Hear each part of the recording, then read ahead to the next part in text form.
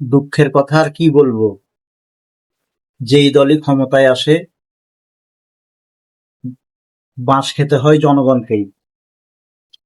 এই যে দেখেন, সিলিন্ডারের দাম বেড়ে গেছে ১৭০০ টাকার উপরে, তারপরেও পাওয়া যাচ্ছে না। সিন্ডিকেটরা মজুত করে রেখে বলছে ২,০০০ টাকা ২১০০ টাকা লাগবে। তেল কেলেঙ্কারি তো দেখছেন,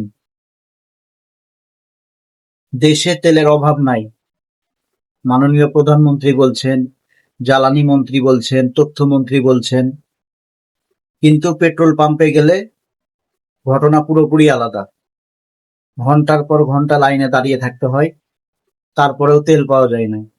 রাহাজানি মারামারি বেড়েই চলেছে।